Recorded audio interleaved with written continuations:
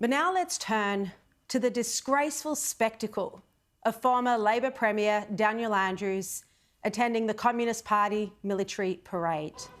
It was a show of extravagant military strength designed to intimidate the West, held at Tiananmen Square, where the horrific massacre of students took place in 1989.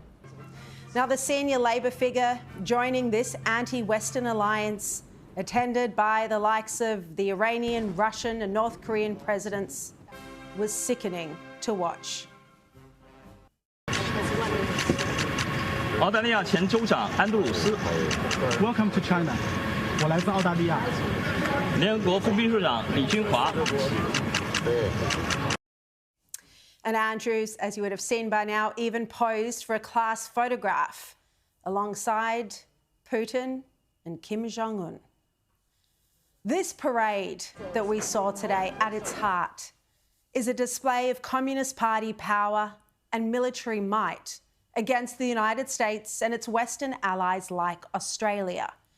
President Xi emerged through the roof of a car, expressionless, as he drove past thousands and thousands of soldiers. The troops later marching, known as goose-stepping, in faultless unison. Xi occasionally lifted his hand in a sort of wave. The parade seemed to stretch on for kilometres. Xi drove past a huge display of new weaponry, and I'm going to talk in detail about some of this weaponry because this was the point of the parade, to show the world the weapons that China's developed.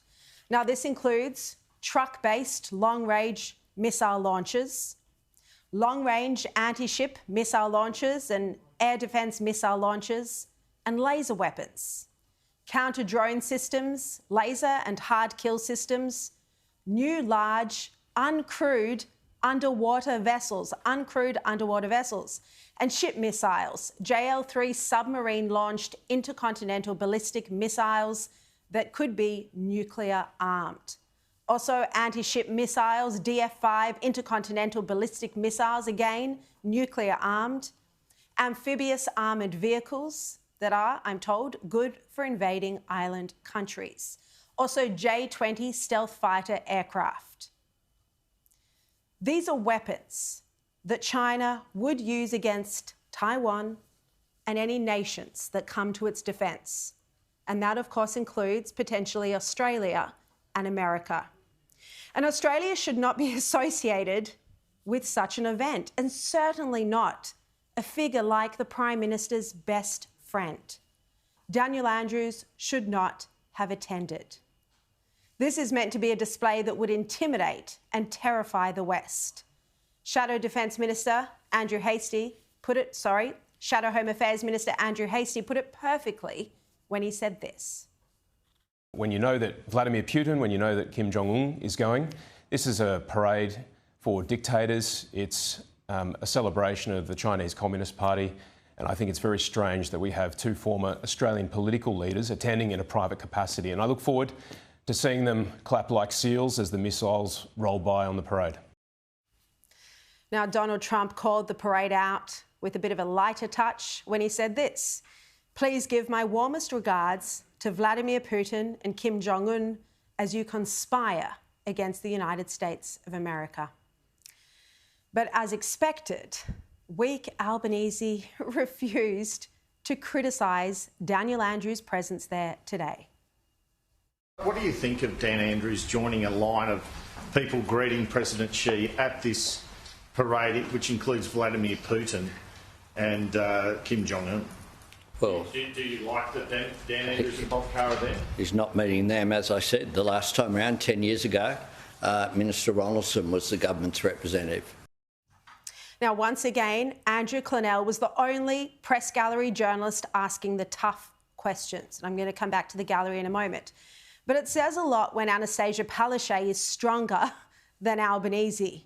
And she argued correctly that Dan Andrews' presence sends mixed diplomatic signals. There's a difference between trade and going along to a military parade. So if it was me, it'd be a definitely no, I would not be attending that. It just is the next level. They've been former premiers, they've been held very distinguished careers. This, I think, just sends mixed messages.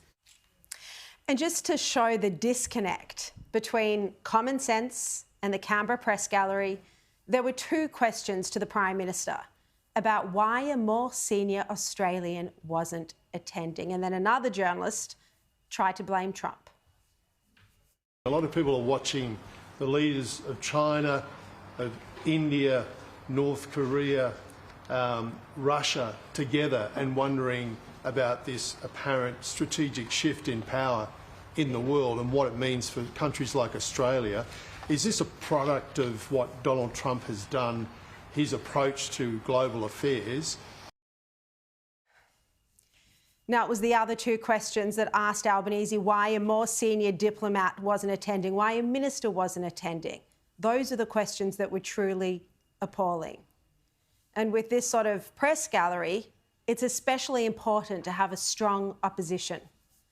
Thankfully, the coalition did ask tough questions in Parliament today, but again, Albanese refused to criticise Andrews or the parade itself.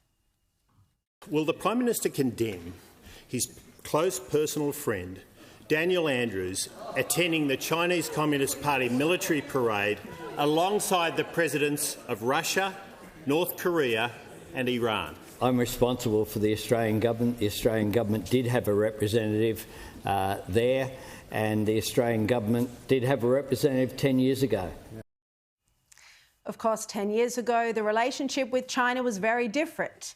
And that's because China itself acted differently. It has become increasingly aggressive in recent years, including directly targeting Australian defence personnel in several instances.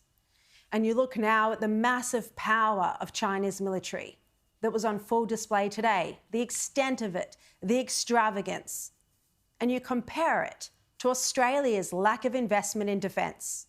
Now, this should be a wake-up call for Albanese.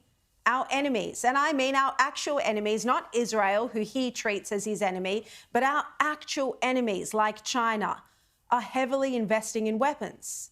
And we saw, probably for the first time, the extent of China's military modernisation today.